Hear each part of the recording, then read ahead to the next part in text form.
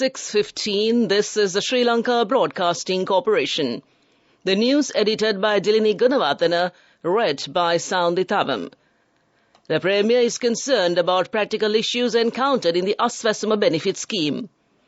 COPA expresses displeasure over the absence of the responsible officers of the Ministry of Finance. E-mobility concept introduced. The Minister of Foreign Affairs of Japan is to hold crucial discussions during an official visit to Sri Lanka.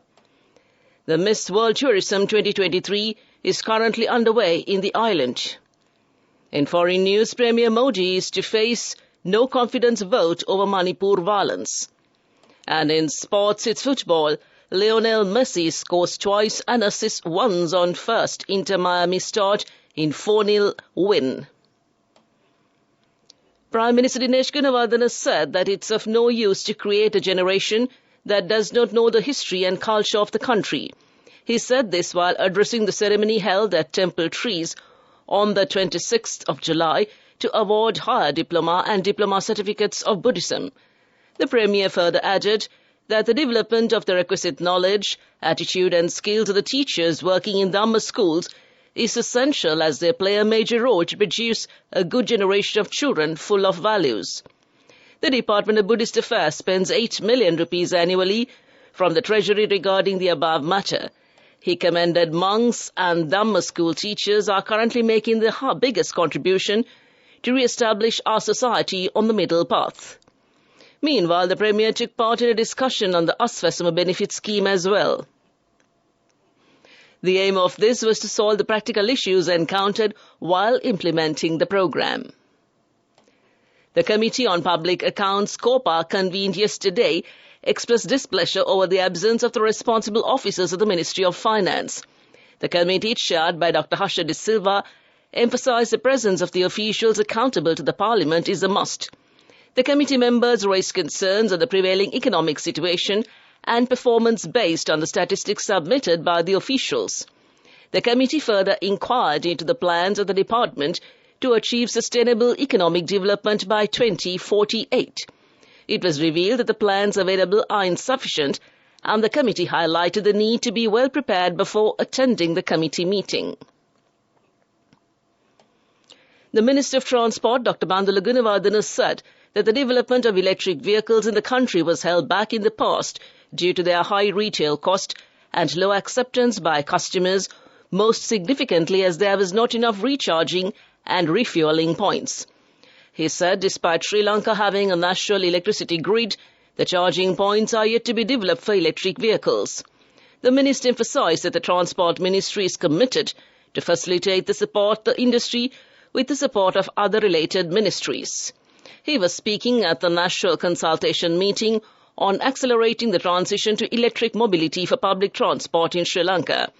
It was organized as part of the Asia-Pacific Initiative on Electric Mobility, the United Nations Economic and Social Commission for Asia and the Pacific. This news broadcast comes to you from the Sri Lanka Broadcasting Corporation. The Minister of Foreign Affairs of Japan, Hayashi Yoshimasa, is to hold crucial discussions during an official visit to Sri Lanka from the 28th to the 29th of July 2023. During the visit, the Japanese Foreign Minister is scheduled to have official discussions with the Minister of Foreign Affairs, Ali Sabri, at the Ministry and pay courtesy calls on President Ranil Wickremesinghe and Prime Minister Dinesh Gunawardena. The Minister of Foreign Affairs of Japan will be accompanied by a delegation of senior diplomats. The Miss World Tourism 2023 is currently taking place in Sri Lanka for the first time. The pageant is set to showcase the country's scenic regions and tourism hotspots, as 40 contestants from around the world will compete for the Miss World Tourism title. In an ambitious move to tourism and address neglected issues across Sri Lanka, the Miss World Tourism Sri Lanka pageant is set to captivate the nation's attention. Departing from the traditional focus on superficial beauty, this groundbreaking pageant aims to harness the potential of its contestants to effect positive change in their home countries while promoting Sri Lanka's tourism globally. The Sri Lanka Broadcasting Corporation launched today a new school-level musical program called College Stars under the auspices of the SLBC chairman, Mr. Hudson Samarasinha. The event was held at the Ramanathan Hindu Women's College, Bamlapitia. The students of grade 11 participated in the program. This program will be continuously broadcast as a monthly program in the future. That concludes local news. The main news story is brought to you by Siddhalepa Vedamahatmya. State Minister Lasant Alagevan appreciates the exemplary work carried out by the Committee on Parliament Accounts. The committee consists of 31 members representing all parties of Parliament. The committee impartially assesses the financial administration of the public sector.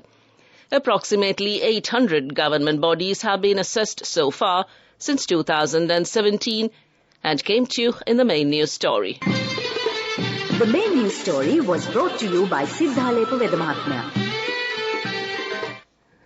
And moving on to Watchlight, the National Dengue Control Unit reported over 55,000 dengue cases in Sri Lanka so far this year. Accordingly, a total of 55,049 cases have been reported as of today, while the total number of deaths reported stands at 36, as per NDCU statistics. Meanwhile, 52 areas across Sri Lanka have been identified as high-risk areas for dengue, with the highest number of cases having been reported from the Gampaha area, where 11,929 cases have been detected thus far. A collective of 27,315 cases have been reported within the Western Province and came to you in Watchlight. On to a bulletin of world news making headlines this evening. Premier Modi is to face no confidence vote over Manipur violence. Russia and North Korea plan to strengthen defense cooperation. China Foreign Minister's removal sparks speculation. Indian Parliament has authorized a no-confidence vote against Prime Minister Narendra Modi's government by an alliance of opposition parties to force addressing concerns about ethnic clashes in Manipur. Although the no-confidence vote will not affect the government's stability, the opposition wants to trigger a debate about the violence in which more than 130 people were killed and 60,000 were displaced. Approving the opposition motion, Lower House Speaker Om Birla said he would soon decide when the debate and vote would take place. Russia's Defense Minister Sergei Shoigu has announced plans to strengthen cooperation between Russia and North Korea. North Korea has backed Russia over the war in Ukraine, insisting that the hegemonic policy of the US-led West forced Moscow to take military action to protect its security interests. In a meeting with the Minister of Defense of North Korea, Kang Sang-nam, Shoigu emphasized that the DPRK is an important partner of Russia. Speculation on Qin Guang remained rampant a day after he was removed as China's foreign minister. Just 7 months into the job, no reason was given for Mr. Qian's removal, which was announced after an emergency meeting on Tuesday. His predecessor, Wang Yi, has been reappointed to the post. Official silence over Mr. Qian's unexplained disappearance from public view for the past month had sparked speculation both in China and abroad. And back to the headlines of the world news. Premier Modi is to face no-confidence vote over Manipur violence. Russia and North Korea plan to strengthen defense cooperation. And China Foreign Minister's removal sparks speculation. That concludes this bulletin of world news.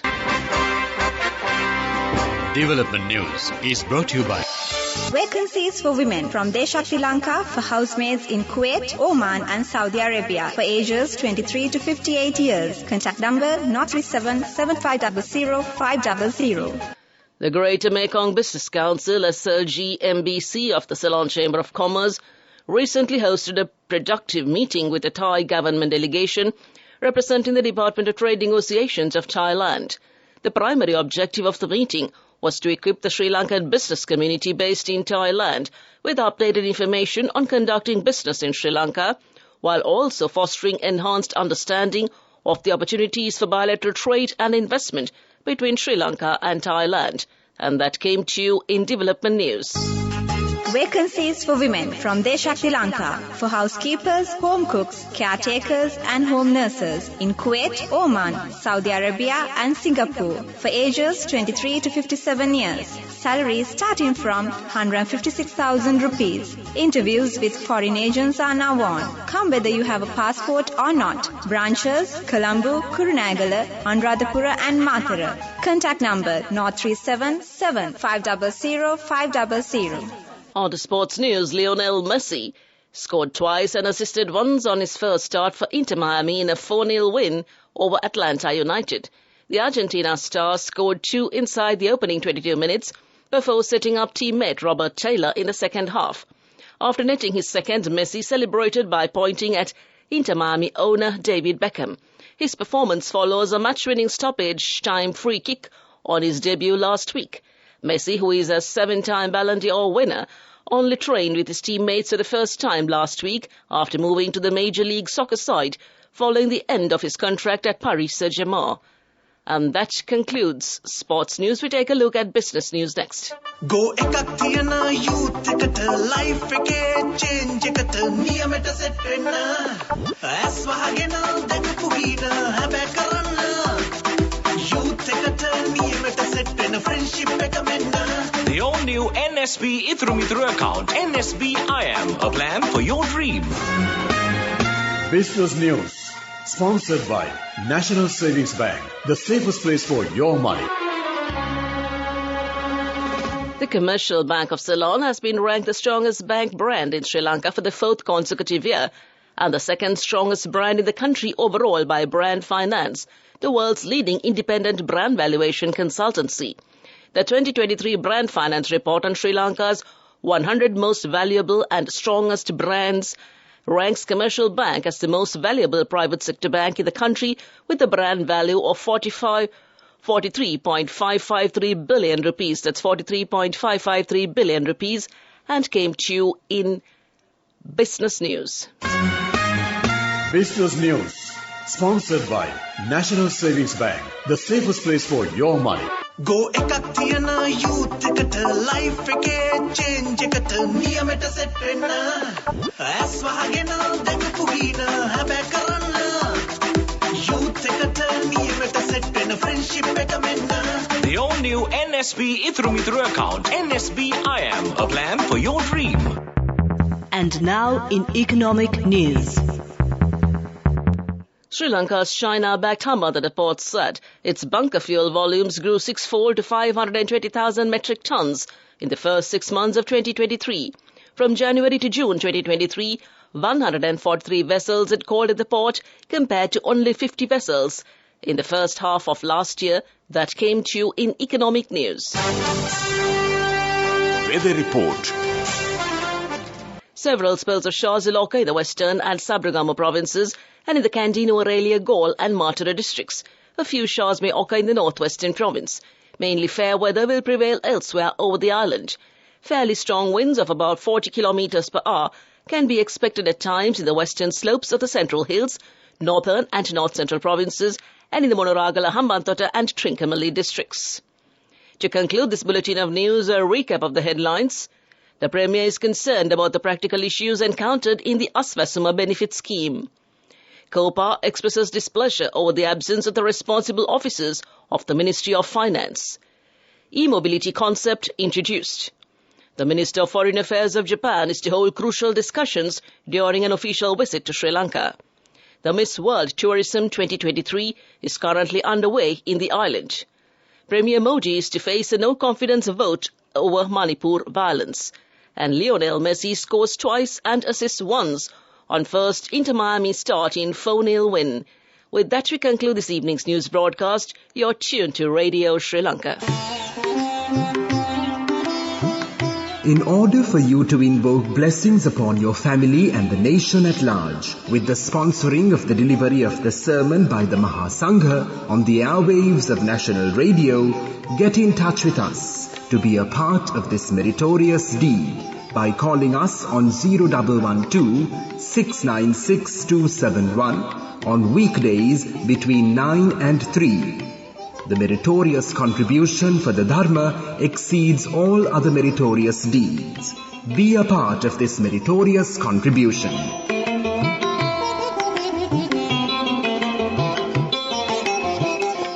Here with Radio Sri Lanka, it's a very good evening to one and all tuned in. And if you're wondering why a regular Wednesday evening host is off too, well, Ramesh Piris